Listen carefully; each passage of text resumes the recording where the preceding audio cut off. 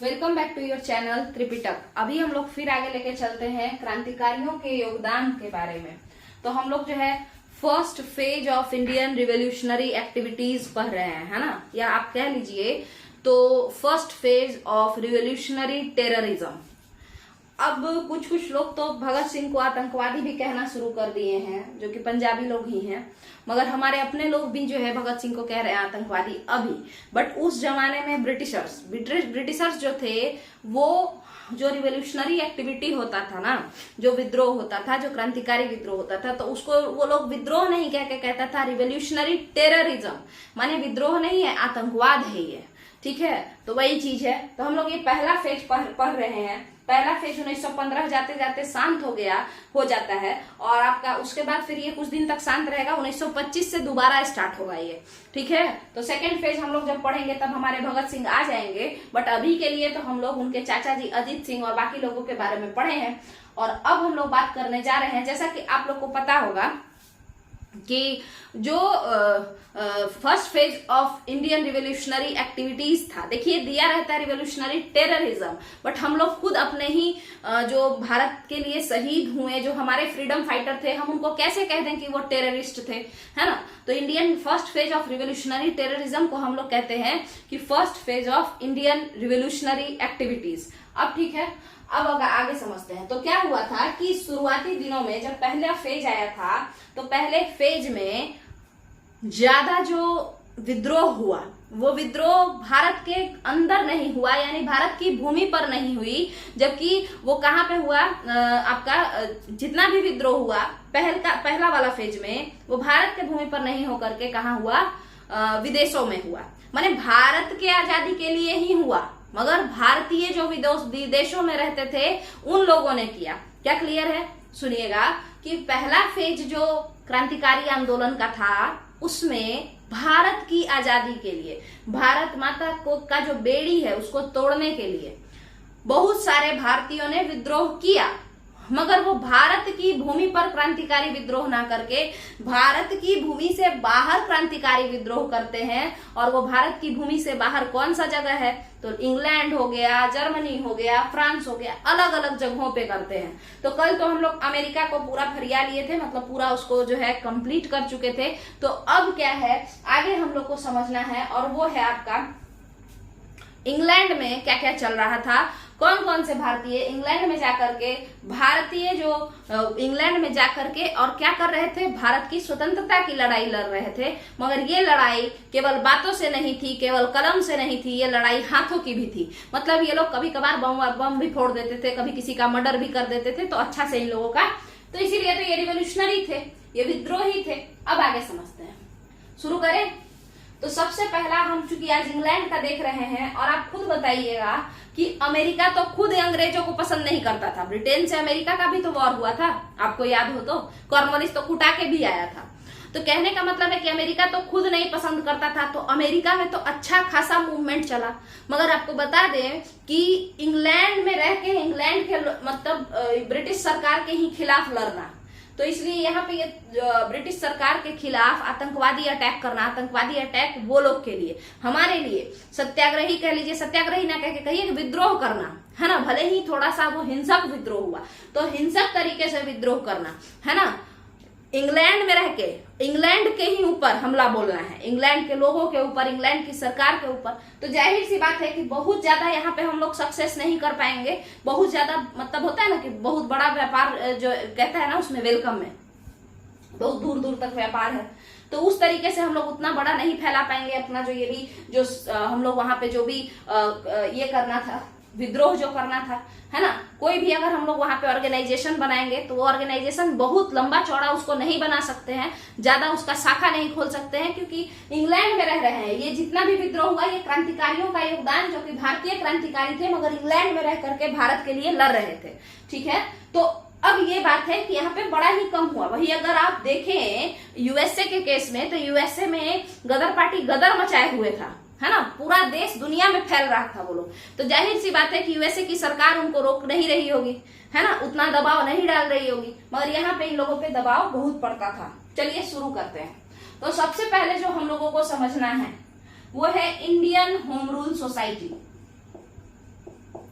तो जहां पे हम बात करें आपका स्वराज जब मांगा जा रहा था भारत में, इंडिया में जब स्वराज का नारा लग रहा था कि भाई स्वराज तो मिलना चाहिए, स्वदेशी स्वराज ये सब है ना, तो स्वराज हमारा जन्म सिद्ध अधिकार है ये सब। तो उसी समय 1905 में एक इंसान थे श्यामजी कृष्ण वर्मा। श्यामजी कृष्ण वर्मा क्या करते थे, तो श्यामजी कृष्ण वर्मा इंग्लैंड में रहा करते थे, लंदन में रहते थे, और वहीं पर वो एक इंडियन होम रूल सोसाइटी बनाते हैं। आखिर ये इंडियन होम रूल सोसाइटी कौन बनाया, तो श्यामजी कृष्ण वर्मा जी बनाया।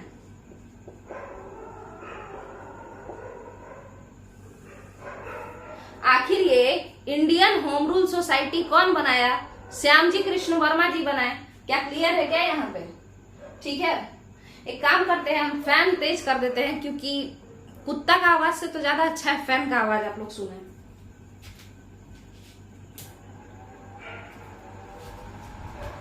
देखिएगा, यहाँ पे समझना है, इंडिया में क्या चल रहा था, स्वदेशी मूवमेंट चल रहा था, और उस स्वदेशी मूवमेंट में क्या होगा कि हम लोग स्वदेशी चीजों का तो डिमांड कर ही रहे थे, और तिरक स्वराज का भी डिमांड कर रहे थे।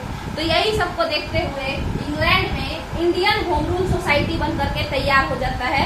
इंडियन होम रूल सोसाइटी बन करके तैयार हो जाता है, और कौन बनाते हैं इस इंडियन होम रूल सोसाइटी को, भारत स्वशासन समिति को श्यामजी कृष्ण वर्मा बनाते हैं। कौन बनाते हैं, Shyamji Krishna Verma Indian home rule society बनाते हैं। क्लियर है? इसके बाद क्या है, तो आपको बता दें कि ये जो संस्था था ये भी क्रांतिकारियों को बढ़ावा देता था, यानी कि गुस्सा को, एंगर को, लड़ाई झगड़ा को, उस पे बेस्ड था ये। ठीक है, अब क्या अकेले श्यामजी कृष्ण वर्मा दिन भर बम फोड़ते चलते, किसी को पीटते चलते, पॉसिबल नहीं था। तो ये चाहते थे कि भारत से भी लोग आए और हमसे जुड़े। अब भारत से तो लोग आ जाए, मगर आप खुद बताइए कि क्या भारतीय इतने अमीर थे जो जाके लंदन में रहे पैसा खर्चा करके? नहीं थे। इसीलिए श्यामजी कृष्ण वर्मा एक हॉस्टल सा बनाते हैं, हॉस्टल जैसा रहता है जिसमें कोई भी भारतीय क्रांतिकारी आके रह सकता है, पढ़ाई लिखाई भी करेगा और बाकी चीजें भी करेगा। तो वो हॉस्टल का नाम था इंडिया हाउस। क्या नाम था? India house. इंडिया हाउस में सभी लोग जाते थे, वहां पे रहते थे। क्लियर है?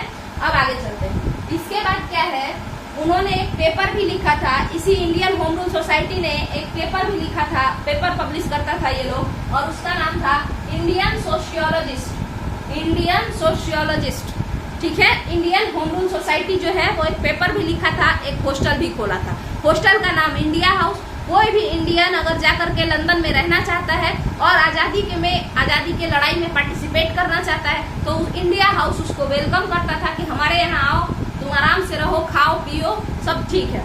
ठीक है, और वो एक न्यूज़पेपर भी चलाते थे जिसका नाम था इंडियन सोशियोलॉजिस्ट। श्यामजी कृष्ण वर्मा को भारतीय क्रांतिकारियों का पिता कहा जाता है।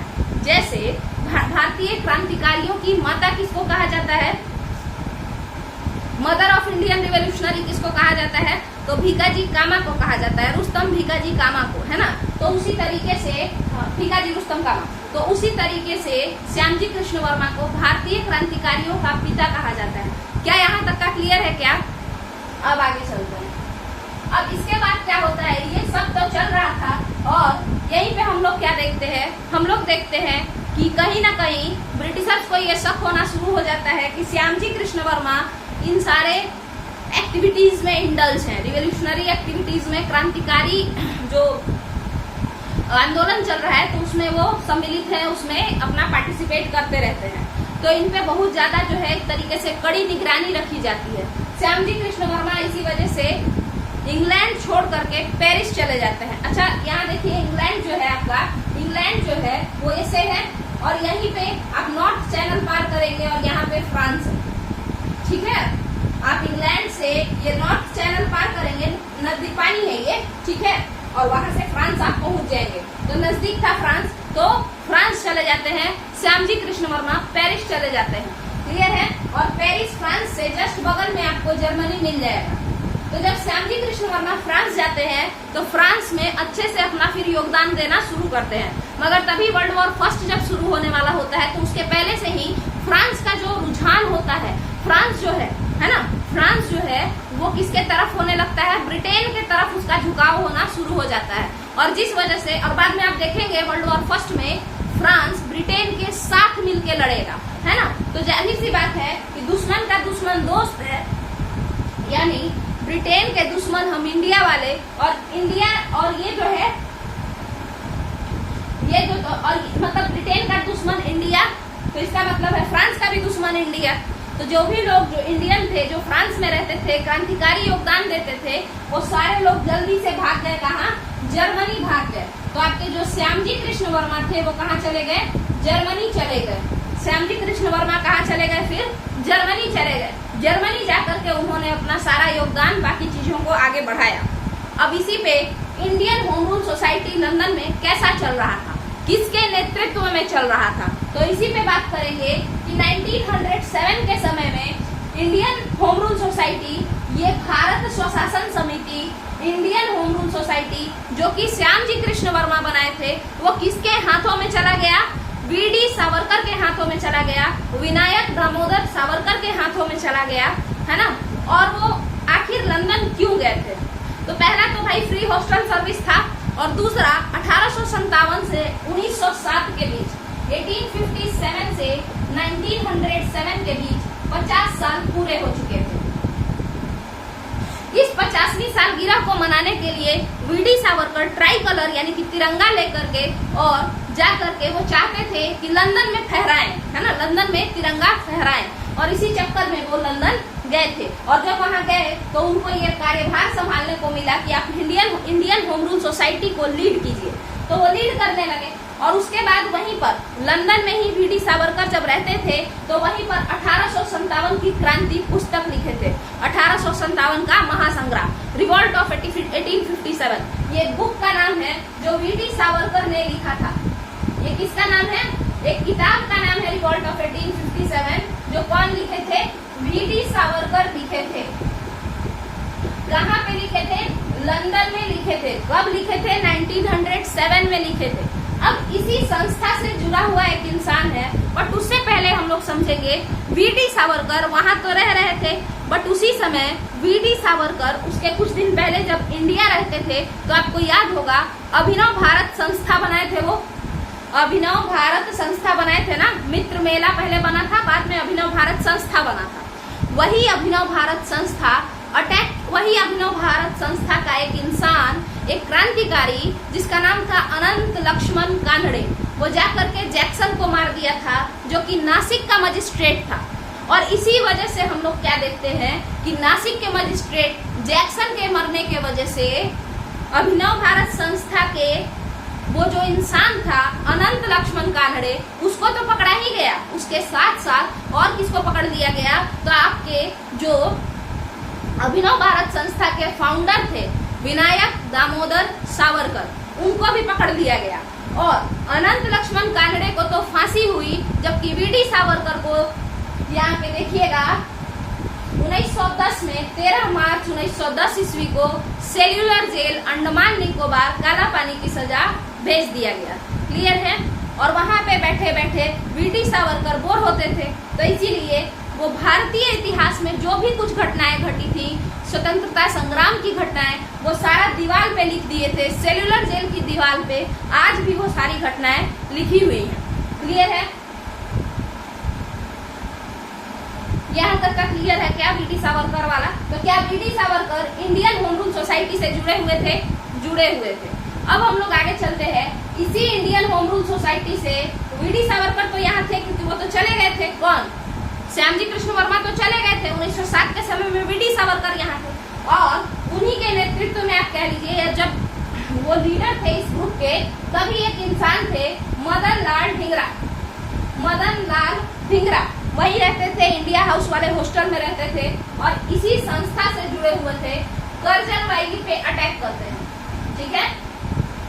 कर्जन वैली एक सेना मतलब सैनिक होता है ब्रिटिश आर्मी में, तो वही जो है आपका ऊंचा पोस्ट पे रहता है ये। तो कैप्टन कर्जन वैली पे ये अटैक करता है मदन लाल ढींगरा, और उसके बाद वो मर्डर मतलब गोली मार देते हैं।